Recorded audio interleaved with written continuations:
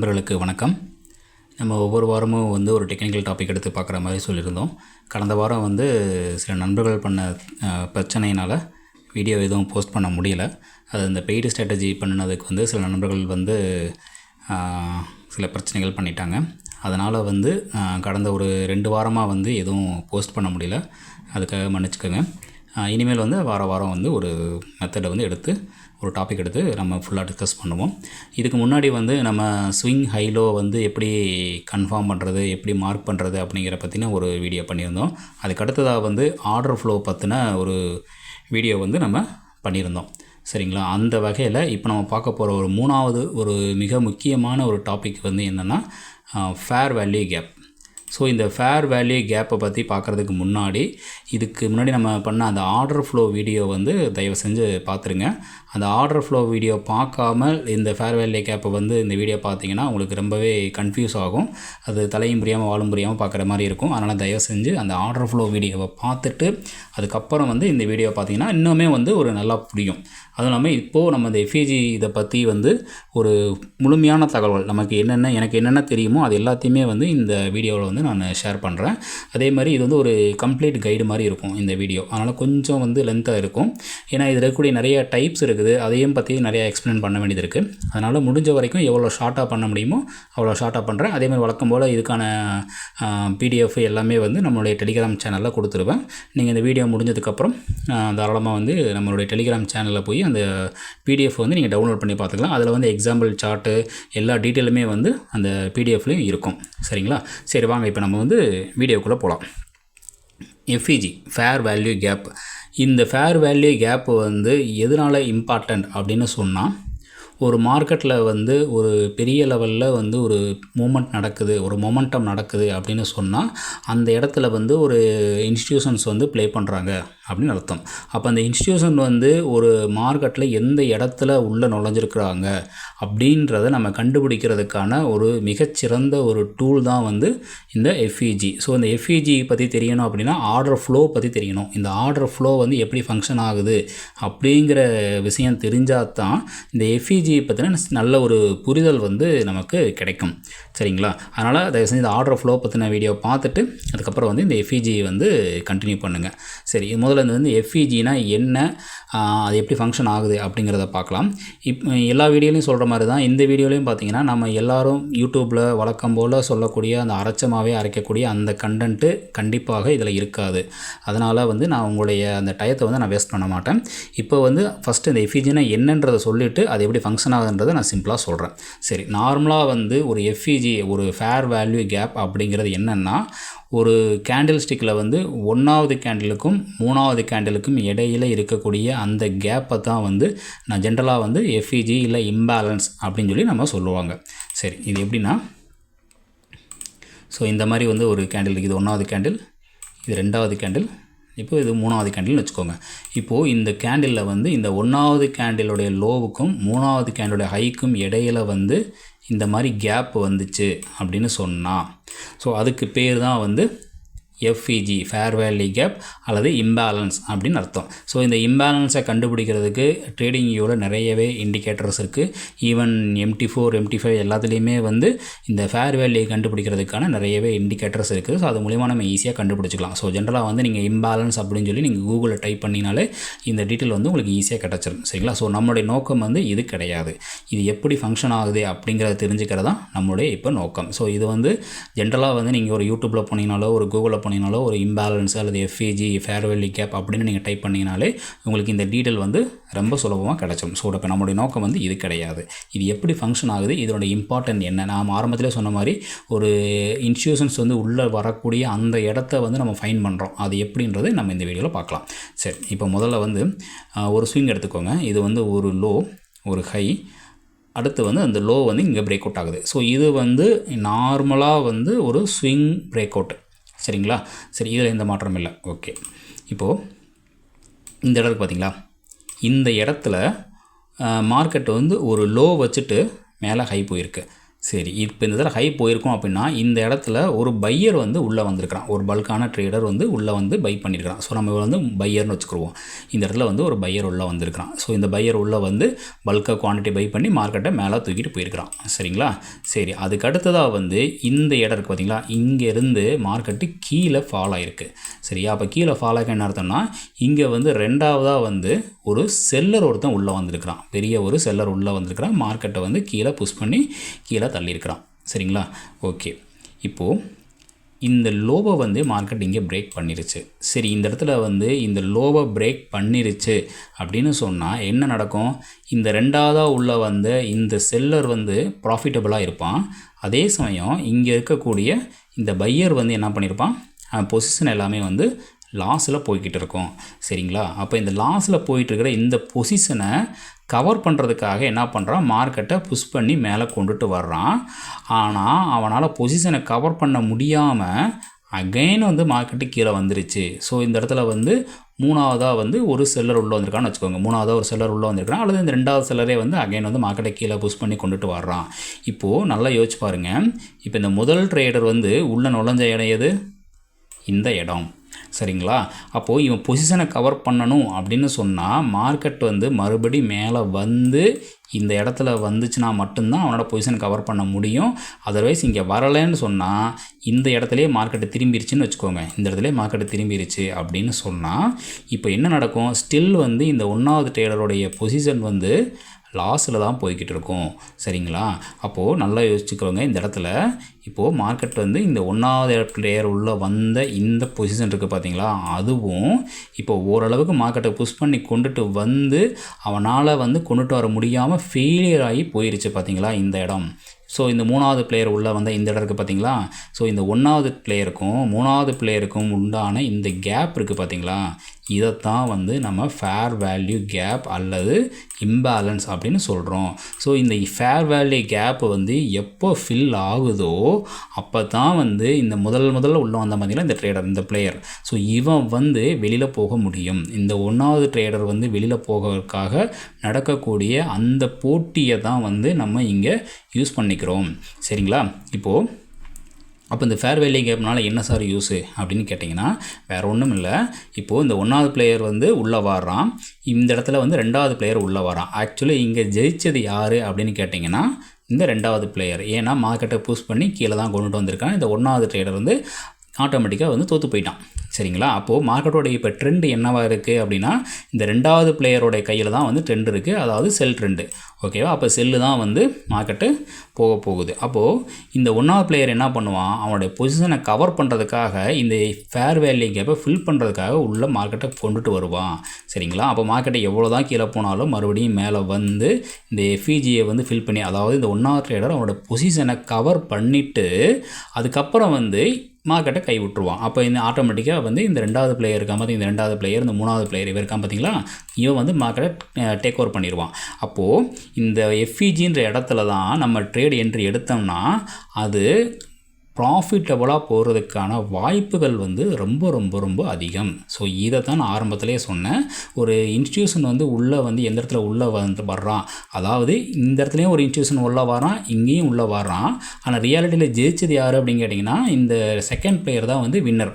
அப்போ இந்த winner side நம்ம எப்படி போகிறது அப்படின்னு கேட்டிங்கன்னா இந்த எஃப்இஜி இருக்கிற இடத்துல நம்ம ட்ரேடை எக்ஸிக்யூட் பண்ணுறோம் அப்படின்னா நமக்கு வந்து அது ப்ராஃபிட்டபுளான ஒரு ட்ரேடாக அமையும். சரிங்களா? இப்போ வந்து ஓகே, நான் தெளிவாக சொல்கிறேன். இதையும் கேண்டில் எப்படி கம்பைன் பண்ணுறது அப்படின்றத நம்ம ஆர்டர் ஃப்ளோவில் நான் ஆல்ரெடி சொல்லியிருக்கிறேன். ஸோ இந்த இடத்துல வந்து அதை நான் சிம்பிளாக வந்து நான் உங்களுக்கு எக்ஸ்பிளைன் பண்ணுறேன். இப்போ மார்க்கெட்டு கீழே வருது, கீழே வந்துட்டு இந்த இடத்துல மார்க்கெட் ஒரு அப் மூமெண்ட் கொடுக்குது, அதுக்கடுத்து வந்து இங்கேருந்து ஒரு டவுன் மூமெண்ட் கொடுக்குது, மூணாவதாக வந்து திருப்பி இங்கேருந்து ஒரு அப் மூமெண்ட் கொடுத்துட்டு அதுக்கடுத்ததாக வந்து இப்போ ஒரு டவுன் மூமெண்ட் கொடுக்குது.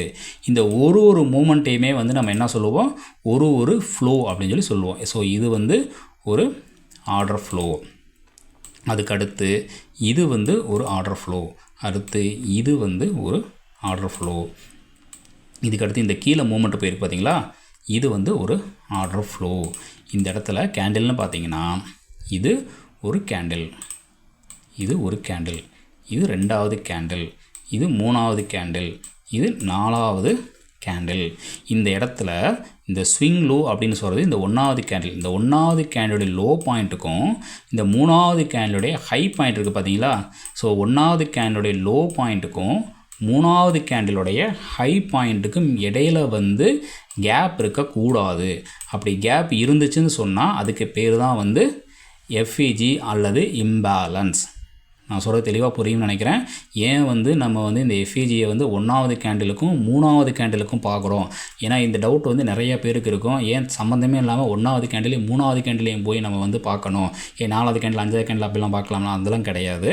ஸோ இது ரியாலிட்டி என்ன அப்படின்னு கேட்டிங்கன்னா 1வது கேண்டில் லோ அப்படின்றது ஆக்சுவலி வந்து ஒரு ஸ்விங் லோ. இந்த ஒரு ஸ்விங் லோவுக்கும் அதுக்கு அடுத்து ஃபார்ம் ஆன ஒரு ஸ்விங் ஹைக்கும் இடையில வந்து கேப் இருக்கக்கூடாது. அது ஒன்றுக்கு ஒன்று மிட்டிகேட் ஆகி தான் போகணும். அப்படி ஒருவேளை ஒரு ஸ்விங் லோவும் அடுத்து வரக்கூடிய ஸ்விங் ஹையும் ஒன்று மெர்ஜ் பண்ணாமல் மிட்டிகேட் பண்ணாமல் அது வந்து கீழே வந்து அகைன் லோ உடச்சி போய்கிட்டு இருக்குது அப்படின்னு சொன்னால் அந்த இடத்துல என்ன ஆகும், அந்த இடத்துல இருக்கக்கூடிய பையர் எல்லாருக்குமே வந்து அவங்களோட பொசிஷன் வந்து லாஸில் போய்கிட்டே இருக்கும். சரிங்களா. அப்போது எப்போ வந்து ஒரு ஹையும் ஒரு லோவும் மிட்டிகேட் ஆனால் மட்டும்தான் அங்கே இருக்கக்கூடிய ஒரு பையர் வந்து அவன் பொசிஷனை க்ளோஸ் பண்ணுவான். அல்லது ஒரு ஹையர் ஹை ஃபார்ம் ஆகிக்கிட்டே போகும்பொழுது ஒரு செல்லர் வந்து அவனோட பொசிஷனை வந்து க்ளோஸ் பண்ணி கவர் பண்ணுவான். சரிங்களா. அப்படி கவர் பண்ண முடியாத ஒரு சுச்சுவேஷன் எப்போ வருதோ அப்போ என்ன அர்த்தம்னா இந்த 2வது பிளேயர் வந்து ரொம்ப ஸ்ட்ராங்கான ஒருத்தனாக உள்ளே வந்திருக்கிறான்னு அர்த்தம். அப்போ இவன் என்ன சொல்கிறானோ அதுதான் மார்க்கெட்டில் நடக்க போகுது.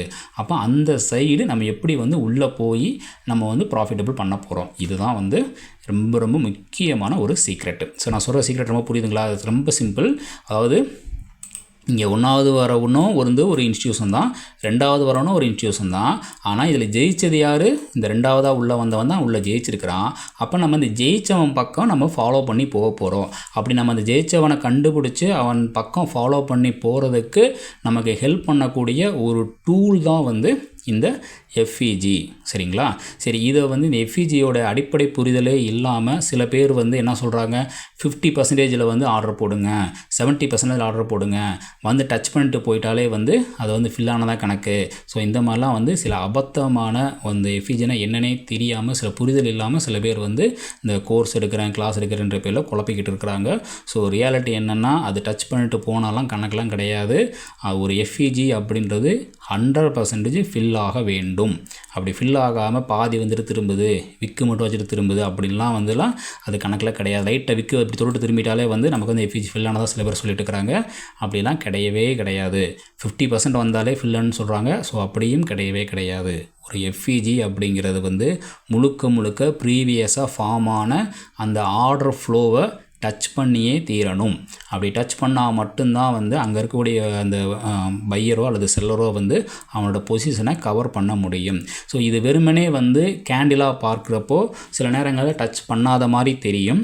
அதனால தான் நான் இதுக்கு முன்னாடி ஆர்டர் ஃப்ளோ வீடியோவிலே சொல்லியிருப்பேன், வெறுமனே வந்து ஒரு கேண்டிலை மட்டும் வச்சு எப்பயுமே பார்க்காதீங்க. அதிலிருந்து ஒரு லோவர் டைம் ஃப்ரேம் போய் அதை வந்து ஒரு ஆர்டர் ஃப்ளோவாக மார்க் பண்ணுங்கள். அப்படி மார்க் பண்ணும்பொழுது இன்னுமே வந்து உங்களுக்கு அக்யூரசி ரொம்ப நல்லா இருக்கும். சரிங்களா. வெறுமனே வந்து ஒரு கேண்டிலை மட்டுமே வச்சுக்கிட்டு ஸோ அதை வந்து ஆர்டர் பிளாக் மார்க் பண்ணுறதோ இல்லை எஃப்இஜி மார்க் பண்ணுறதோ என்ன பண்ணாலும் வந்து அது தவறுதலாக போகிறதுக்கு அதிகவே சான்சஸ் இருக்குது. அது எப்படி தவறுதலாக மாறுன்றதுக்கான ஒரு முழு விளக்கம் வந்து நம்ம இதுக்கு முன்னாடி வீடியோவில் சொல்லியிருக்கிறோம். ஸோ டவுட்னா அதை ஒரு வாட்டி கொஞ்சம் வெரிஃபை பண்ணிக்கோங்க. சரிங்களா.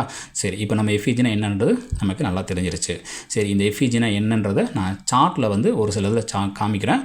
அதுக்கு அடுத்து வந்து இதில் கூடிய டைப்ஸ் என்னென்ன அப்படின்றதையும் நம்ம பார்க்கலாம். ஓகே, நான் இப்போ வந்து சார்ட்டுக்கு போகிறேன்.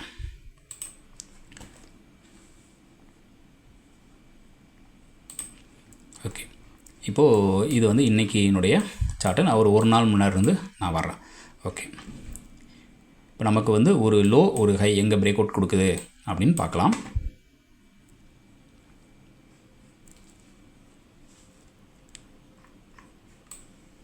நான் எப்போயுமே சொல்லியிருக்கிறேன், நீங்கள் ஒரு ஸ்விங் ஏதோ ஒன்று மார்க் பண்ணுறீங்க அப்படிங்கிற பட்சத்தில் எங்கேருந்து பண்ணணும் அப்படின்னா ஒரு ட்ரெண்டு சேஞ்ச் எங்கே நடக்குதுன்னு பார்க்கணும். அங்கே இருந்து தான் வந்து நம்ம வந்து ஒரு ஹையோ அல்லது லோவோ வந்து மார்க் பண்ண ஸ்டார்ட் பண்ணணும். இதை மறந்துடாதீங்க. இதை நான் வந்து என்னுடைய முதல் வீடியோவில் நான் சொல்லியிருப்பேன். ஸோ சில பேர் வந்து 1ஆம் தேதியிலேருந்து மார்க் பண்ணுறேன், 15ஆம் தேதியிலேருந்து மார்க் பண்ணுறேன், இல்லை வாரத்தோட ஸ்டார்டிங்லேருந்து மார்க் பண்ணுறேன் அப்படிலாம் பண்ணுவாங்க. அப்படிலாம் வந்து பண்ணக்கூடாது. ஒரு ஹை அல்லது லோவை வந்து நீங்கள் வந்து மார்க் பண்ணுறீங்க அப்படின்னா கண்டிப்பாக ஒரு ட்ரெண்டு சேஞ்சு சமீபத்தில் எங்கே ட்ரெண்டு சேஞ்சு நடந்திருக்குன்னு பாருங்கள். அது வந்து ஒரு வாரத்துக்கு முன்னாடியோ ஒரு மாதத்துக்கு முன்னாடியோ எப்போ வேணாலும் நடந்திருக்கலாம். ஆனால் அங்கேருந்து தான் வந்து நீங்கள் வந்து ஒரு மார்க்கிங்கை வந்து ஸ்டார்ட் பண்ணணும். அங்கேருந்து ஒரு ஃப்ளோவோடு நீங்கள் வந்து மார்க் பண்ணிக்கிட்டே வந்தீங்கன்னா மட்டும்தான் இப்போ கரண்ட்டில் வந்து மார்க்கெட் என்ன கண்டிஷனில் இருக்குது, அது எங்கே போகும் அப்படின்றது உங்களுக்கு கிளியர் கட்டாக தெரியும். சரிங்களா? சரி, ஃபஸ்ட்டு வந்து இந்த எஃப்இஜினா எப்படி இருக்கும் அப்படின்றத நான் வந்து சார்ட்டில் காமிக்கிறேன். ஸோ எஃப்இஜினா வேறு ஒன்றும் இல்லை. இந்த இடத்துல பாருங்கள். சரி, ஸோ ஒரு எஃப்இஜி அப்படிங்கிறது எப்படின்னா, நீங்கள் கேண்டிலை வந்து மார்க் பண்ணிகிட்டே வாங்க. உதாரண இதில் பாருங்கள், இது 1வது கேண்டில், இது 2வது கேண்டில், இது 3வது கேண்டில்னு வச்சுக்கோங்க. இப்போ இந்த கேண்டிலும் இந்த கேண்டிலும் ஒன்றுக்கு ஒன்று மெர்ஜாகி இருக்கும். அப்படி இருந்துச்சுன்னு சொன்னால் அங்கே எஃப்இஜி இல்லைன்னு அர்த்தம். சரிங்களா? சரி, அதுவே வந்து இப்போது இது வந்து 1வது கேண்டில், இது 2வது கேண்டில், இது 3வது கேண்டில். இந்த கேண்டிலோட ஹையும் இந்த கேண்டிலோட லோவும் ஒன்றுக்கு ஒன்று மெர்ஜாகவே இல்லை. அப்படி மெர்ஜாகாமல் இருந்துச்சுன்னு சொன்னால் இந்த இடத்துல வந்து எஃப்இஜி இருக்குது அப்படின்னு அர்த்தம். சரிங்களா? சரி, அதே மாதிரி ஒரு கேண்டிலுக்கும் பார்த்துட்டே வரணும். இந்த கேண்டலோட ஹை, அடுத்த கேண்டில் லோ, ஒன்றுக்கு ஒன்று மெர்ஜாக இருக்குது. அடுத்து இந்த கேண்டிலோட ஹை, அது இந்த கேண்டில் விட்டுட்டு அடுத்த கேண்டில் இங்கே பார்க்கணும், இந்த கேண்டிலோட லோ. ஸோ இந்த கேண்டிலோட ஹையும் இந்த கேண்டில், அதாவது இந்த ஒரு கேண்டிலோட ரேஞ்சு இப்படி இருக்குன்னு வச்சுக்கோங்க. இந்த கேண்டிலோட இந்த ரேஞ்சுக்குள்ளே 3வது கேண்டில் வந்து இப்படி உள்ளே வந்துட்டு போயிருக்கணும். அது கீழே வந்திருந்தால் இப்படி வந்துட்டு போயிருக்கணும், இப்படி வந்துட்டு கீழே இறங்கியிருக்கணும். அல்லது மேலே போயிட்டுருக்கு அப்படின்னா அந்த ரேஞ்சுக்குள்ளே வந்துட்டு திருப்பி ரிட்டன் ஆகிருக்கணும். அப்படி ரேஞ்சுக்குள்ளே வராமல் ரிட்டன் ஆகிருந்துச்சு அப்படின்னு சொன்னால் இது வந்து எஃப்இஜி இருக்குன்னு அர்த்தம். சில பேர் வந்து அந்த buy side sell side mark பண்ணுறது கன்ஃபியூஸ் பண்ணிக்கிறாங்க. ஏன்னா இப்போ ஹைக்கும் லோவுக்கும் பார்க்குறதே இல்லை, லோவுக்கும் ஹைக்கும். இப்போ நம்மகிட்ட இது கிளாஸ் அட்டன் பண்ணுறவங்களே பார்த்தீங்கன்னா இந்த கன்ஃபியூஷன் தான் உங்களுக்கு வருது. எப்படின்னா இப்போ நீங்கள் பை சைடு பார்க்குறதுக்கும் செல் சைடு பார்க்குறதுக்கும் கன்ஃபியூஸ் பண்ணிக்கிறாங்க. அப்படி பண்ணக்கூடாது. எப்படின்னா அது சிம்பிளாக எப்படி சொல்கிறோம் அப்படின்னா, ஒரு கேண்டிலோடைய ஃபுல் ரேஞ்சை மார்க் பண்ணுங்கள். அது ஹை லோ ரெண்டும் சேர்த்து ஒரு கேண்டிலோடைய ரேஞ்சை மார்க் பண்ணுங்கள். அடுத்து ஒரு கேண்டில் விட்டு 2வது கேண்டில் 1 இது 2, அடுத்து 3ஆவதாக வரக்கூடிய அந்த கேண்டில் இந்த கேண்டிலோடைய ரேஞ்சை டச் பண்ணிட்டு போயிருக்கணும். அது கீழே போயிருந்தாலும் சரி, மேலே போயிருந்தாலும் சரி, அதை பற்றி கவலை இல்லை. அந்த ஃபஸ்ட்டு கேண்டிலோடைய ரேஞ்சை ஒரு கேண்டில் விட்டு அடுத்த கேண்டில் 3ஆவதாக வரக்கூடிய கேண்டில் வந்து அந்த ரேஞ்சை டச் பண்ணியிருக்கணும். இவ்வளோ தான் கண்டென்ட். அது நீங்கள் பை செய்யினாலும் சரி செல் செய்யினாலும் இது ஈஸியாக ஞாபகம் வச்சுக்கோங்க. சரிங்களா? இப்போ வந்து ஹைலோ மார்க் பண்ணுறதை விட உங்களுக்கு சிம்பிளாக வந்து அந்த கேண்டிலோடைய ரேஞ்சை மார்க் பண்ணுங்கள். அப்போ அதிலிருந்து 3வது கேண்டில் பாருங்கள், அது டச் ஆகிருக்கா இல்லையான்னு தெரிஞ்சால் உங்களுக்கு ஈஸியாக புரிஞ்சிடும். ஓகே, இப்போ பாருங்கள், நான் இந்த கேண்டிலோட ரேஞ்சை இப்படி நான் மார்க் பண்ணுறேன். ஸோ இந்த கேண்டிலோட ரேஞ்சை மார்க் பண்ணும்பொழுது அடுத்த கேண்டில் பாருங்கள், 1, 2, 3 இந்த கேண்டில் வந்து டச் பண்ணலை. அப்படின்னா என்ன அர்த்தம்னா இந்த இடத்துல வந்து நமக்கு எஃப்இஜி இருக்குது. ஸோ இந்த எஃப்இஜி ஃப்யூச்சரில் வந்து ஃபில் பண்ணி ஆகணும். சரிங்களா? அதேமாதிரி அடுத்த கேண்டில், இப்போ இந்த கேண்டில், இந்த கேண்டில், இப்போ இந்த கேண்டில் 1, இது 2, இது 3. இப்போ இந்த 3வது கேண்டில் பார்த்தீங்கன்னா இந்த 1வது கேண்டிலோடைய ரேஞ்சுக்குள்ளே வந்துருச்சு. அப்போ இங்கே வந்து எஃப்இஜி இல்லை. ரைட்டா? அதே மாதிரி இந்த இடத்துல வாங்க, இது 1வது கேண்டில், 2வது கேண்டில், 3வது கேண்டில். இந்த 1வது கேண்டிலோட ரேஞ்சை 3வது கேண்டில் உள்ளே டச் பண்ணியிருக்கு. அப்போ இங்கே எஃப்இஜி இல்லை. ஓகேங்களா? அடுத்து இது 1வது கேண்டில், இது 2, இது 3. இப்போ இந்த 3வது கேண்டில் பார்த்தீங்கன்னா 1வது கேண்டிலோட ரேஞ்சுக்குள்ளே இந்த 2வது கேண்டில் விட்டு 3வது கேண்டில் வந்து உள்ளே வந்திருக்கிறான். அப்போது இங்கேயும் எஃப்இஜி இல்லை. இப்படியா வந்து நீங்கள் ஒரு கேண்டிலும் பார்க்கணும். இனிஷியலாக வந்து நீங்கள் பழகும் பொழுது இப்படி தான் பழகணும். இப்படியே கண்டினியூஸாக நீங்கள் பழகிக்கிட்டே வந்தீங்கன்னா ஆட்டோமேட்டிக்காக இப்போ எங்களுக்கு வந்து பார்த்து பழகிட்டதுனால அங்கே எஃப்இஜின்றது ஈஸியாக வந்து ஐடென்டிஃபை ஆயிரும். சரிங்களா? ஆனால் அதுவே வந்து நீங்கள் புதுசாக பழகும்பொழுது இதுக்கான இண்டிகேட்டரை தயவு செஞ்சு யூஸ் பண்ணாதீங்க. இண்டிகேட்டரை போட்டிங்கன்னா அது ஈஸியாக வந்து 1 நிமிஷத்தில் காமிச்சிரும் இதில் எங்கெங்கே எஃப்இஜி இருக்குது அப்படின்னு சொல்லி ஒரு இண்டிகேட்டர் வந்து ஈஸியாக ஐடென்டிஃபை காமிச்சிடும். பட் அதனால் நமக்கு யூஸ் இல்லை. சரிங்களா? ஸோ இதை வந்து நீங்கள் கண்டினியூஸாக வந்து மார்க் பண்ணி பழகினா மட்டும்தான் இந்த எஃப்இஜி வந்து ஒரு பழக்கத்துக்கு வரும். இது வந்து ஒவ்வொரு டைமே வந்து பார்த்து கண்டுபிடிச்சி அதுக்கப்புறம் என்னன்னா நீங்கள் நார்மலாக வந்து ஒரு சார்ட்டை ஓப்பன் பண்ணுறீங்க அப்படின்னாலே ரொம்ப ஈஸியாக வந்து இந்த எஃப்இஜியை உங்களால் ஐடென்டிஃபை பண்ண முடியும். ஏன்னா இது ரொம்ப அடிப்படையான ஒன்று. எப்படி நான் வந்து ஒரு ஸ்விங் ஹை ஸ்விங் லோ வந்து மார்க் பண்ணும் பொழுது இதை வந்து சொன்னனோ அதே மாதிரி தான் இங்கேயும். ஸோ இந்த இதில் பாருங்கள், இது 1வது கேண்டில், இது 2வது கேண்டில், இது வந்து 3வது கேண்டில். இந்த 3வது கேண்டில் பார்த்தீங்கன்னா இங்கே டச் பண்ணலை. அப்போ டச் பண்ணாப்போ என்ன அர்த்தம்னா இந்த இடத்துல வந்து ஒரு எஃப்இஜி இங்கே இருக்குது அப்படின்னு அர்த்தம். இந்த எஃப்இஜி இருக்குது. அப்போ என்ன பண்ணுறான், கீழே வர்றான், இந்த எஃப்இஜியை ஃபில் பண்ணிவிட்டு அடுத்து வந்து மேலே தூக்கிடுறான். சரிங்களா? இதுதான் மார்க்கெட்டில் நடக்கும். அதாவது என்ன அர்த்தம்னா இந்த இடத்துல ஒரு செல்லர் வந்து உள்ளே வந்திருக்கிறான், ஆனால் அவன் வந்து ஃபெயிலியர் ஆகிட்டான். இதுக்கடுத்து ஒரு பையர் வந்து இந்த ஃபஸ்ட்டு வந்த செல்லரை வந்து ஃபெயில் பண்ணிட்டான். அப்போது என்ன ஆகும், இவன் இந்த செல்லர் என்ன பண்ணுவான், அகைன் மார்க்கெட்டை கீழே இழுத்துட்டு வந்து அவன் பொசிஷனை கவர் பண்ண ட்ரை பண்ணுறான். இந்த இடத்துல கவர் பண்ணிவிட்டு இந்த ரெண்டாவதாக வந்து அந்த வின்னர் கையில் வந்து இந்த மார்க்கெட்டை கொடுத்துட்டான். அப்போ இங்கேருந்து மார்க்கெட்டு பை ஆகி போய்கிட்டு இருக்கும். ஸோ இதுதான் வந்து ரியாலிட்டி. இந்த எஃப்இஜி நீங்கள் பார்த்து பழகிட்டிங்கன்னா உங்களுக்கு மார்க்கெட்டோட வியூவிங் வந்து ரொம்ப டிஃப்ரெண்ட்டாக இருக்கும். அதாவது மார்க்கெட் எவ்வளவு தூரம் வரும், எங்கேருந்து திரும்பும் அப்படின்றத நீங்கள் ரொம்ப ஈஸியாக வந்து ஐடென்டிஃபை பண்ணிக்கலாம். ஸோ இந்த எஃப்இஜி வந்து நல்லா புரியும்னு நினைக்கிறேன். சரி, ஓகே. இப்போ வந்து நம்ம அந்த எஃப்இஜியில் இருக்கக்கூடிய டைப்ஸ் என்னென்ன டைப்ஸ்னு பார்த்துடலாம். ஓகே, இந்த எஃப்இஜியில் இருக்கிற டைப்ஸ் வந்து ஒரு 6 விதமான டைப் வந்து இதில் இருக்குது. ஒன்று வந்து நார்மலாக வந்து இம்பேலன்ஸ், அதாவது இது பொதுவான பேர். இம்பேலன்ஸ் அப்படின்றது பொதுவான பெயர், அதாவது ஒரு ஹைக்கும் ஒரு லோவுக்கும் இடையில கேப் இருக்கணும் அப்படிங்கிற மாதிரி வரக்கூடிய ஒரு பொதுவான பெயர் தான் எஃப்இஜி. அதாவது 1வது கேண்டிலுக்கும் 3வது கேண்டிலுக்கு இடையில இருக்கக்கூடிய கேப் இருந்துச்சுன்னா அதை பொதுவாக வந்து இம்பேலன்ஸ் அப்படின்னு சொல்லுவோம். இதை வந்து இன்னும் வந்து காம்ப்ளிகேட் பண்ணுறதுக்காக இந்த ஐசிடி சில இதில் வந்து காம்ப்ளிகேட் பண்ணுவாங்க. எப்படி காம்ப்ளிகேட் பண்ணுறாங்கன்னா அதை வந்து பிசி சிபி அப்படின்னு சொல்லி பிரிப்பாங்க. பிசினா ஒன்றும் இல்லை, buy side imbalance, sell side inefficient, அல்லது sell side imbalance, buy side inefficient அப்படிங்கிற மாதிரி பிரிப்பாங்க. ஸோ இது கான்செப்ட்லாம் ஒன்று தான். இந்த இம்பேலன்ஸ்ன்றது பை சைடில் வந்தால் பிசி, செல் சைடில் வந்தால் சிபி, அவ்வளோதான் வித்தியாசம். ஸோ இது கன்ஃபியூஸ் பண்ணிக்கிற வேண்டாம். இது நார்மலாக இதுவுமே வந்து நம்ம சொல்லக்கூடிய இந்த எஃப்இஜி இம்பேலன்ஸ் தான். இது தனியாக பெருசாக வந்து ஒரு டாபிக் கிடையாது. ஓகேங்களா. 3வது வந்து வால்யூம் இம்பேலன்ஸ். இது முழுக்க தேவையே இல்லாத ஒன்று. நம்ம லைவ் மார்க்கெட்டில் இது யூஸ் பண்ணவும் போகிறது இல்லை. ஸோ வால்யூம் இம்பேலன்ஸ்னால் வேறு ஒன்றும் இல்லை. எப்படி வந்து ஒரு கேண்டிலோடைய ஹைக்கும் அடுத்த கேண்டிலோடைய 3வது கேண்டிலோடைய லோவுக்கும் பார்க்குறோமோ அதே மாதிரி இங்கே வந்து கேண்டிலோடைய பாடி டு பாடி பார்ப்பாங்க. பாடி விக் கணக்கு எடுக்கிறதில்ல, அதுக்கு பதிலாக கேண்டிலோடைய பாடியிலேருந்து பாடி டு பார்க்குறது வந்து வால்யூம் இம்பேலன்ஸ். ஸோ இது ப்ராக்டிக்கலாக லைவில் எதுவும் யூஸ் பண்ணுறதில்ல. பட் இப்படி ஒன்று இருக்குதுன்னு மட்டும் தெரிஞ்சுக்கோங்க. சரிங்களா. அதனால் இதுக்கு நான் சார்ட் எதுவுமே நான் அது கொடுக்கல. ஏன்னா இது தேவையில்லாத ஒன்றால நான் சார்ட் எதுவுமே எக்ஸாம்பிள் சார்ட்டுமே நான் கொடுக்கல. சரிங்களா. சரி, ஓகே. இதிலே வந்து லிக்விடிட்டி வாய்டுன்னு சொல்லுவாங்க. ஸோ லிக்விடிட்டி வாய்டு அப்படின்னா வேற ஒன்றும் இல்லை, இந்த இம்பேலன்ஸ் வந்து கண்டினியூஸாக வந்துக்கிட்டே இருக்கும். ஸோ 1-2 கேண்டில் இல்லாமல் ஒரு பெரிய இன்ஸ்டியூஷன் வந்து உள்ளே வர்றாங்க, இல்லை அதிகப்படியான ஒரு பையிங் ப்ரெஷர் இல்லை செல்லிங் ப்ரெஷர் இருக்கும் பொழுது மார்க்கெட் என்ன ஆகும், கண்டினியூஸாக வந்து லிக்விடிட்டி வந்து எடுத்துக்கிட்டு அடுத்தடுத்து வந்து ஒரு இம்பேலன்ஸ் க்ரியேட் பண்ணி போய்கிட்டே இருக்கும் மார்க்கெட்டு. ஸோ இது மாதிரி கண்டினியூ இம்பேலன்ஸ் ஒன்றும் இல்லாமல் வரிசையாக இம்பேலன்ஸ் வந்துக்கிட்டே இருக்கும். அப்படி வந்தால் ஒரு பெரிய வால்யூம் வந்து உள்ளே வந்து நடந்திருக்குன்னு அர்த்தம். ஸோ அப்படி நடந்தால் அதுக்கு பேர் வந்து லிக்விடிட்டி வாய்டுன்னு சொல்லுவாங்க. ஸோ இது அடிக்கடி நடக்கும் மார்க்கெட்டில். அதாவது எப்போனா இந்த நியூஸ் டைமில் இதெல்லாம் கண்டினியூஸாக மார்க்கெட் பாருங்கள், இதில் பாருங்கள் 1 2 3 கண்டினியூஸாக வந்து ஒரு மூவ்மெண்ட் நடந்திருக்கு பார்த்தீங்களா. ஸோ இந்த மாதிரி மூவ்மெண்ட் நடக்கும்போது இங்கே கூட பாருங்கள் கண்டினியூஸாக வந்து ஒரு மூவ்மெண்ட் நடந்திருக்கு பார்த்தீங்களா. ஸோ இந்த மாதிரி நடக்கிற இடத்த வந்து லிக்விடிட்டி வாய்டு அப்படின்னு சொல்லுவாங்க. ஸோ இதனால் என்ன யூஸ் அப்படின்னா இதனால் ஒரு யூஸும் கிடையாது. ஸோ இப்படி ஒன்று இருக்குன்னு மட்டும் தெரிஞ்சுக்கோங்க. சரிங்களா. ப்ராக்டிக்கலாக பார்த்தீங்கன்னா நம்ம வந்து ஒவ்வொரு இடத்துலையுமே வந்து அந்த ஒரு எஃப்இஜியை மட்டும்தான் நம்ம வந்து யூஸ் பண்ணுவோம். ஸோ அதனால் இந்த மாதிரி டேர்ம்ஸ் வந்து எதுக்காக யூஸ் பண்ணுறாங்க அப்படின்னு சொன்னால் வேறு ஒன்றும் இல்லை, நம்மளை வந்து கன்ஃபியூஸ் பண்ணுறதுக்காக தான். ஸோ நீங்கள் வந்து ப்ராக்டிக்கலாக பார்த்தீங்கன்னா இதெல்லாம் கண்டுபிடிச்சி நம்ம ப்ராஃபிட் பண்ணிடக்கூடாது, அதாவது அவங்கள டிபெண்ட் பண்ணி இருக்கணும், அவங்க இது சரி இப்படி நடக்குது இதுக்கு என்ன சார் அர்த்தம் அப்படின்னு சொல்லி நான் டிபெண்ட் பண்ணி இருக்கணும் அப்படின்றதுக்காக யூஸ் பண்ணக்கூடிய சில கேவலமான டேர்ம்ஸ் தான் இந்த மாதிரி. இது மாதிரி நிறைய இருக்குது டேர்ம்ஸ். அவங்க ஒவ்வொரு கோர்ஸ் நடத்துகிறவங்க ஒவ்வொரு கிளாஸ் நடத்துகிறவங்களும் என்ன பண்ணுறாங்கன்னா அவங்க ஒரு பேர் வச்சுக்கிறாங்க. பேரை வச்சுக்கிட்டு அது வந்து என்னுடைய ஸ்பெஷல், நான் மட்டும்தான் அதை யூஸ் பண்ணுறேன், நான் கண்டுபிடிச்சது அப்படிங்கிற மாதிரி சில கேவலமான வேலைகள் பார்த்துட்டு இருக்கிறாங்க. ஸோ ரியாலிட்டியில் பார்த்தீங்கன்னா அப்படின்னு ஒன்று கிடையாது மார்க்கெட்டில். இவங்களாம் வந்து ஏதோ ஒன்று பண்ணிக்கிறது. ஸோ எப்படி பார்த்தாலும் அது வந்து இம்பேலன்ஸ் தான், அவ்வளோதான், வேறு ஒன்றும் இல்லை. 1வது கேண்டிலுக்கு 3வது கேண்டிலுக்கு கேப் இருக்குது, அவ்வளோதான். அது என்ன அர்த்தம்னா அந்த பையர் வந்து தோற்று போயிட்டான், செல்லர் வந்து டேக் ஓவர் பண்ணிட்டான், அல்லது செல்லர் தோற்று போயிட்டான், பையர் வந்து டேக் ஓவர் பண்ணிட்டான் மார்க்கெட்டை. இவ்வளோ தான் கண்டென்ட். சரிங்களா. ஸோ இந்த டேர்ம்ஸை பார்த்து பயந்துடக்கூடாது. இது மாதிரி நிறைய இருக்குது. ஸோ அடுத்து இதோட இன்னொன்று வந்து லிக்விடிட்டி ரன்னுன்னு வாங்க. ஸோ லிக்விடிட்டி வாய்டுன்றதும் லிக்விடிட்டி ரன்னுன்றதும் ஒன்று தான்.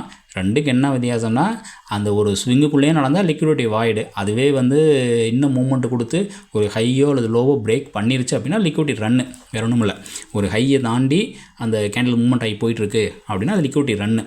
சரிங்களா. அந்த ஹைக்குள்ளேயே தான் அது நடந்துட்டுருக்கு அப்படின்னா அது லிக்விடிட்டி வாய்டு, அவ்வளோதான். வேறு ஒன்றும் பெருசாக வந்து வித்தியாசம்லாம் கிடையாது.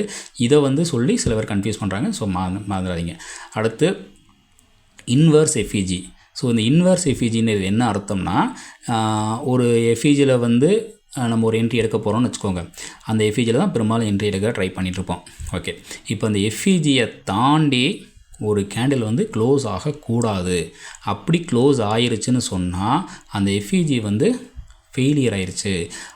அப்படி ஃபெயிலியர் ஆயிடுச்சுன்னு சொன்னால் எப்படி வந்து நம்ம வந்து ஒரு சப்போர்ட்டு ரெசிஸ்டன்ஸாக கன்வெர்ட் ஆகுது, இல்லை ஒரு ரெசிஸ்டன்ட்டு சப்போர்ட்டாக கன்வெர்ட் ஆகும்னு சொல்லுவோம் பார்த்தீங்களா, ஒரு சப்ளை டிமாண்டாகவும் இல்லை டிமாண்டு சப்ளைவாகவும் மாறுதுன்னு சொல்லுவாங்கள்ல.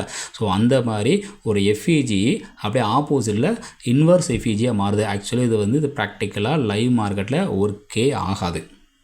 ஆனால் இப்படி ஒரு டேர்ம்ஸ் இருக்குது. இதை வச்சும் சில பேர் வந்து நிறையா வந்து அந்த கிளாஸு கோர்ஸு அவங்களுடைய ஸ்பெஷல் அப்படின்னு சொல்லி இது பண்ணிகிட்ருக்குறாங்க. ஸோ ப்ராக்டிக்கலி பார்த்தீங்கன்னா நான் பார்த்த வரைக்கும் இது வந்து லைவ் மார்க்கெட்டில் வேலை செய்யாது. அதாவது ஒரு எஃப்இஜி வந்து இந்த இதில் பாருங்கள், வேறு ஒன்றும் இல்லை, ஒரு எஃப்இஜி வந்து இந்த இதில் இருக்குது சரிங்களா. ஸோ இந்த இடத்துல வந்து ஒரு எஃப்இஜி இருக்குது. ஸோ அந்த எஃப்இஜியில் வந்து நம்ம என்ன பண்ணுறோம், மேலே போய் வந்து ஒரு செல் எடுக்க ட்ரை பண்ணிட்டுருக்குறோம். பட் அன்ஃபார்ச்சுனேட்லி என்னாச்சுன்னா அடுத்து மேலே போய் ஒரு கேண்டில் வந்து க்ளோஸ் ஆயிடுச்சு. எஃப்இஜிக்கு மேலே ஒரு கேண்டில் க்ளோஸ் ஆயிடுச்சு அப்படின்னு சொன்னால் இப்போ என்ன அர்த்தம்னா இந்த இடத்துல இருக்கக்கூடிய இந்த எஃப்இஜி வந்து அப்படியே ஆப்போசிட்டில் இங்கே வந்து பை ட்ரை பண்ண போகிறோம் சரிங்களா.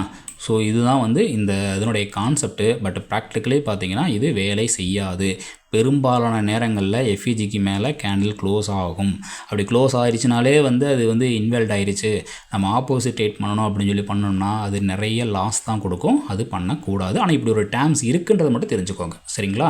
சரி, இது எங்கே தான் வேலை செய்யும் அப்படின்னா ஒரு 2 இடங்களில் மட்டும் இந்த இன்வர்ஸ் எஃப்இஜி வந்து வேலை செய்யும். எப்படின்னா இந்த ஐசிடியில் வந்து யூனிகான் மெத்தட்னு சொல்லி ஒன்று சொல்லுவாங்க. ஸோ அந்த யூனிகான் மெத்தட் யூஸ் பண்ணுறதும் அல்லது எஸ்எம்சியில் வந்து பிரேக்கர் பிளாக்னு சொல்லி ஒரு மெத்தட் சொல்லுவாங்க. ஸோ இந்த ஆல்மோஸ்ட் ரெண்டுமே ஒன்று தான். இந்த ஐசிடியில் யூனிகான் ஸ்ட்ராட்டஜின்னு சொல்கிறதும் யூனிகான் செட்டப்னு சொல்லுவாங்க.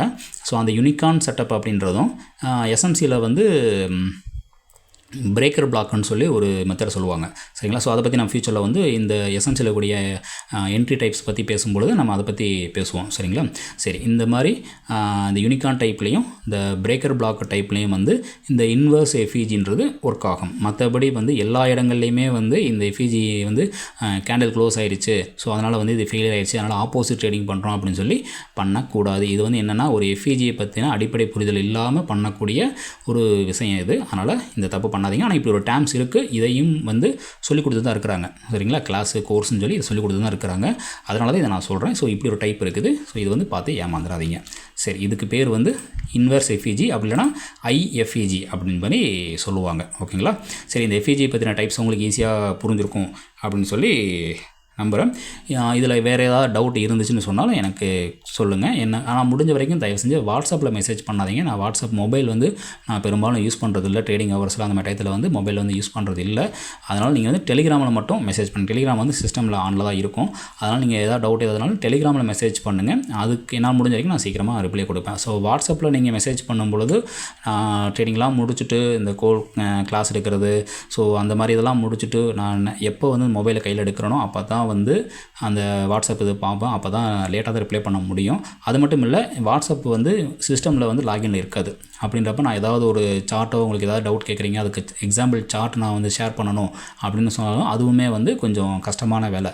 ஸோ இதே வந்து நீங்கள் டெலிகிராமில் மெசேஜ் பண்ணீங்க அப்படின்னு சொன்னால் இமீடியட்டாக நான் ஏதாவது ஒரு சார்ட்டோ இல்லை ஒரு எக்ஸ்ப்ளனேஷன் கொடுக்க வேண்டியது இருக்குது அப்படின்னு சொன்னால் கூட நான் ஈஸியாக வந்து அதை வந்து ஒரு காப்பி பேஸ்ட் பண்ணுறது எனக்கு ரொம்பவே வந்து ஈஸியாக இருக்கும் டெலிகிராமில் அனுப்புறது. பட் இதே வந்து வாட்ஸ்அப்னா அது ப்ராக்டிக்கலி கொஞ்சம் கஷ்டமான ஒரு வேலை. அதனால் முடிஞ்ச வரைக்கும் ஏதாவது டவுட்டோ இல்லை வேறு ஏதாவது குவரிஸ் இருக்குது அப்படின்னு சொன்னால் நீங்கள் வந்து டெலிகிராமில் இது பண்ணுங்கள் சரிங்களா. அதே மாதிரி நிறைய பேர் இந்த கிளாஸு இதை பற்றி கேட்குறாங்க. ஸோ ப்ராக்டிக்கலாக பார்த்திங்கன்னா நான் வந்து கிளாஸோ இல்லை வேறு எதுவுமே வந்து நான் பண்ணுறது இல்லைங்க. இந்த 10 பேரை சேர்த்து வச்சுக்கிட்டு அது கும்பல் சேர்த்து அந்த மாதிரி பண்ணுறது அது வந்து ப்ராக்டிக்கலாக எனக்கு வந்து பிடிக்காது. ஸோ நான் பண்ணுறது எப்படின்னு சொன்னால் ஒரு மாதத்துக்கு 1 அல்லது 2 பேர் அவ்வளோதான் வந்து பண்ணுவேன். அதுவுமே வந்து இண்டிவிஜுவலாக மட்டும்தான் வந்து அவங்களுக்கு வந்து என்னுடைய மெத்தட்ஸை சொல்லிக் கொடுப்பேன் சரிங்களா. ஏன்னா ஒவ்வொருத்தருடைய நாலேஜு ஒவ்வொருத்தருடைய அந்த புரிந்து கொள்ளக்கூடிய தன்மைகள் வந்து வேறு வேறு மாதிரி இருக்கும். ஸோ அப்படிங்கிறப்ப எனக்கு வந்து எப்படியோ பணம் கிடச்சா போதும் அப்படிங்கிற இதில் வந்து ஒரு 10 பேர் 20 பேர் சேர்த்து வச்சுக்கிட்டு ஆன்லைனில் போட்டு ஜூமில் இல்லை கூகுள் மீட்டில் போட்டுக்கிட்டு அது ஏதோ ஒன்று சொல்லி பண்ணது பண்ணிட்டு அது மாதிரி எனக்கு இது கிடையாது. ஸோ ப்ராக்டிக்கலாக ஏதோ கடல் புண்ணியத்தில் நம்ம ட்ரேட் பண்ணுறோம், அதில் ஒரு ப்ராஃபிட் பண்ணுறோம், நல்லாயிருக்கு, ஓகே சந்தோஷம். உங்களுக்கு வந்து இந்த மெத்தட் தெரிஞ்சுக்கிறணும் அப்படின்னு சொன்னால் நாங்கள் வந்து முழுக்க இண்டிவிஜுவலாக மட்டும்தான் வந்து அதை வந்து சொல்லிக் கொடுப்போம். அதே மாதிரி இண்டிவிஜுவலாக சொல்லிக் கொடுக்குறது இதுக்கு வந்து கிளாஸ் டியூரேஷன் அந்த மாதிரி நிறைய பேர் கேட்குறாங்க. டியூரேஷன் அப்படின்ற ஒன்று கிடையவே கிடையாது. ஏன்னா இப்போ ஒரு டாபிக் எடுக்கிறோம், அந்த டாபிக் உங்களுக்கு சொல்கிறோம் அப்படின்னா அதை நீங்கள் புரிஞ்சுக்கொள்ள வேண்டியது உங்களுடைய தேவைக்காக உங்களுக்காக நீங்கள் பண்ணக்கூடிய ஒன்று. எனக்காக அது பண்ணல, சரிங்களா? அப்போது ஒரு டாபிக் எடுக்கிறோம், அது சம்மந்தமாக நம்ம நிறைய சொல்லிக் கொடுக்குறோம் அப்படின்னா அது நீங்கள் எப்போ புரிஞ்சு 1 time 2 time 3 time even 10 time கூட ஆகிட்டு போகுது, அதை பற்றி கவலை இல்லை. அந்த 10 டைம் அந்த டாபிக் சொல்லிக் கொடுத்தாலும் அது வந்து உங்களுக்கு புரியணும். அதை புரிஞ்சு சார் இது வந்து எனக்கு ஓகே, நெக்ஸ்ட்டு இதுக்கு போகலாம் அப்படின்னு நீங்கள் எப்போ அஷ்யூர் கொடுக்குறீங்களோ அப்போ தான் வந்து நான் அடுத்த லெவலுக்கு வந்து நான் கூட்டு போவேன். ஸோ அதனால் வந்து இப்போ நாங்கள் இது பண்ணுறோம் அப்படின்னா நான் அதனால தான் சொல்கிறேன், ஒரு டியூரேஷன் அப்படிங்கிற ஒன்று நம்ம சொல்லிக் கொடுக்கல, கிடையவே கிடையாது. அது 1 மாதம் 2 மாதம் 6 மாதம் கூட ஆகிட்டு போகுது, அதை பற்றி கவலை கிடையாது. அதே மாதிரி ஒரு டாபிக் எடுக்கிறோம், அந்த டாபிக் வந்து சொல்கிறோம் அப்படின்னு சொன்னால் அதுக்குமே வந்து டியூரேஷன் கிடையாது, சரிங்களா? 1 டைம் 2 டைம் 3 டைம் 10 டைம்னாலும் சொல்லுவோம். அதுவும் இண்டிவிஜுவலாக மட்டும்தான் சொல்லுவோம். ஏன்னா ஒருத்தருக்கு வந்து ஒரு சில எக்ஸாம்பிள் சொன்னாலே ஈஸியாக வந்து புரிஞ்சிடும். ஒரு சிலருக்கு வந்து நிறைய எக்ஸாம்பிள் காமிச்சு சார்ட்டை காமிச்சு அப்படி பண்ணால் மட்டும்தான் ஒரு சிலருக்கு வந்து ஈஸியாக புரியும், சரிங்களா? அதனால் ஒவ்வொருத்தருடைய அந்த புரிந்து கொள்ளக்கூடிய தன்மைகள் வேறு மாதிரி இருக்கும், ஒவ்வொருத்தருடைய அந்த தேவைகளும் வேறு மாதிரி இருக்கும், சரிங்களா? ஒருத்தர் வந்து ஆர்டர் என்ட்ரி பண்ணிவிட்டு காலையில் போட்டுட்டு ஈவினிங் வரைக்கும் வெயிட் பண்ணால் அவங்களால முடியும். சில பேருக்கு வந்து பார்த்திங்கன்னா எனக்கு என்ட்ரி பண்ணால் அரை மணி நேரம் 1 மணி நேரத்துக்குள்ளே எனக்கு ட்ரேடை கம்ப்ளீட் பண்ணுற மாதிரி இருக்கும். ஸோ ஒவ்வொருத்தருடைய தேவைகள் வேறு மாதிரி இருக்கும், ஒவ்வொருத்தருடைய தன்மைகள் வேறு மாதிரி இருக்கும். அதனால் எல்லாத்தையும் போட்டு மொத்தமாக ஒரு கூண்டுக்குள்ளே அடைச்சி வச்சுக்கிட்டு நம்மளுடைய இதை தாட்டை ஃபுல்லாக அவங்க மேலே செலுத்துறதுன்றது எனக்கு எப்போயுமே உடன்பாடு கிடையாது. அதனால் அந்த தப்பு நானும் பண்ணவும் மாட்டேன், அதில் எனக்கு விருப்பமும் இல்லை. ஸோ இது மாதிரி ஏதாவது வேணும் அப்படின்னாலுமே சொல்லுங்கள். ஆனால் கண்டிஷன் இது தான், டியூரேஷன் 1 மாதத்தில் முடிக்கணும், 1 வாரத்தில் முடிக்கணும், 1 நாள் அப்படின்னு கிடையவே கிடையாது. இண்டிவிஜுவலாக 1 to 1 உங்களுக்காக மட்டும்தான் அந்த இது பண்ணுவேன், சரிங்களா? அந்த அளவுக்கு உங்களால் பொறுமையாக இருந்து உங்களால் லேர்ன் பண்ண முடியும்னா மட்டும் இது பண்ணுங்கள். அப்படி இல்லைன்னா தயவு செஞ்சு என்னுடைய டயத்தையும் வேஸ்ட் பண்ணி உங்களுடைய டயத்தையும் வந்து தயவு செஞ்சு வேஸ்ட் பண்ண வேண்டாம், ஓகேங்களா? ஏன்னா இது நிறைய என்கொயரிஸ் எனக்கு இது மாதிரி வந்துக்கிட்டே தான் இருக்குது. அதனால தான் நான் இந்த இதை பதிவு பண்ணிகிட்ருக்கேன். சரி, இந்த எஃப்இஜியை பற்றி ஓரளவுக்கு நல்ல ஒரு புரிதல் கிடச்சிருக்கும் அப்படின்னு நான் நினைக்கிறேன். இதில் சம்மந்தமாக உங்களுக்கு வேறு ஏதாவது டவுட் இருக்குது, வேறு ஏதாவது கொரிஸ் இருக்குனாலும் என்னுடைய நம்பருக்கு டெலிகிராம் பண்ணுங்கள். என்னால் முடிஞ்ச வரைக்கும் நான் என்னுடைய விளக்கங்களை நான் கொடுக்குறேன், சரிங்களா? சரி, ஓகே. அதே மாதிரி இந்த எஃப்இஜி பற்றின வேறு ஏதாவது அடிப்படையான இது வேணும் அப்படின்னாலும் நீங்கள் வந்து நார்மலாக கூகுளில் அடிங்க. அதில் வந்து இந்த பேசிக்கான விஷயங்கள் எல்லாமே வந்து உங்களுக்கு ஈஸியாகவே கிடச்சிரும், சரிங்களா? அதாவது இந்த நான் சொன்ன இந்த டைப்ஸ் இருக்குது பார்த்தீங்களா, இந்த லிக்விடிட்டி ரன் என்ன, லிக்விடிட்டி வாய்ட்னா என்ன, வால்யூம் இம்பேலன்ஸு, பிசி, சிபி, இந்த மாதிரி இதுக்கு எல்லாத்துக்குமே வந்து எக்ஸாம்பிள் சார்ட் வந்து கூகுள்லேயே வந்து அடிச்சிங்கனாலே நிறையாவே வந்து அவைலபிள் இருக்குது. அதனால் வந்து இந்த டைப்ஸில் வந்து அதிகமாக ஃபோக்கஸ் பண்ண வேண்டாம். ஏன்னா இந்த டைப்ஸ் வந்து இப்படி ஒன்று இருக்குது அப்படின்றதுக்காக மட்டும்தான் வந்து இதை நான் சொல்லியிருக்கேனே தவிர, இப்போ நான் சொன்ன இந்த டைப் சொன்ன பார்த்தீங்களா, இதனால் 10 பைசா பிரயோஜனம் கிடையாது.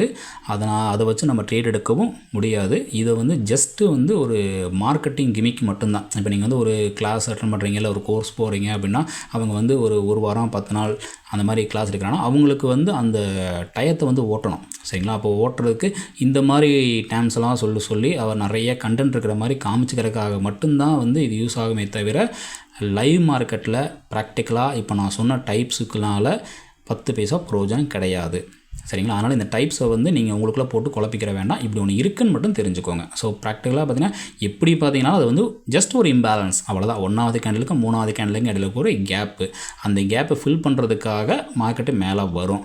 அப்படி வரும்பொழுது நம்ம என்ட்ரி எடுக்க போகிறோம். அப்படி என்ட்ரி எடுத்து அந்த இதில் வந்து நம்ம அதாவது 1வது பிளேயர் 2வது பிளேயர் இல்லை எவன் ஜெயிச்சிருக்கிறானோ அவன் சைடு நம்ம ட்ரேட் ரன் பண்ண போகிறோம், சரிங்களா? இவ்வளோ தான் வந்து கண்டென்ட்டு. ஸோ அதனால் வந்து தேவையில்லாத இந்த மற்ற இதை உள்ளே போட்டு நீங்கள் வந்து கன்ஃபியூஸ் பண்ணிக்கிற வேண்டாம், ஓகேங்களா? இதை வேறு யாரும் சொல்லி ஏமாற்றிடக்கூடாது அப்படின்றக்காக தான் இப்படி டைப்ஸ் இருக்குது, தெரிஞ்சுக்கோங்க, அவ்வளோதான். இதை வந்து ரொம்ப போட்டு குழப்பிக்கிற வேண்டாம். அதே மாதிரி இப்போ இந்த இதோடைய பிடிஎஃப் ஃபார்மெட்டும் நான் வந்து நம்ம டெலிகிராமில் அப்லோட் பண்ணிடுறேன். அப்படி அப்லோட் பண்ணிட்டோன்னா நீங்கள் இதோட எக்ஸாம்பிள் சார்ட்டும் நிறையா இருக்கும், அந்த சார்ட்டையும் பார்த்து நீங்கள் தெரிஞ்சுக்கோங்க. அதே மாதிரி இது சம்மந்தமாக நீங்கள் கூகுளில் அடிச்சிங்கனாலுமே நான் சொன்ன அந்த டைப்ஸ் எல்லாத்தையும் கூகுள் அடிச்சிங்கனாலும் அதுலேயும் நிறைய எக்ஸாம்பிள் சார்ட்டு வரும். அது ஜஸ்ட் வந்து ஒரு ரெஃபரன்ஸ்க்காக மட்டும் வச்சுக்கோங்க. தயவு செஞ்சு இண்டிகேட்டர் யூஸ் பண்ணி இந்த இம்பேலன்ஸை கண்டுபிடிக்காதீங்க. அது வந்து தவறான ஒரு இதில் போயிடும். ஸோ ஆரம்பத்தில் வந்து நீங்கள் ஒரு இம்பேலன்ஸ் ஃபைன் பண்ணிவிட்டு அது வந்து ரைட்டாக தப்பா அப்படின்னு பார்க்குறதுக்கு வேணால் அந்த இண்டிகேட்டர் யூஸ் பண்ணுங்கள், தப்பு இல்லை.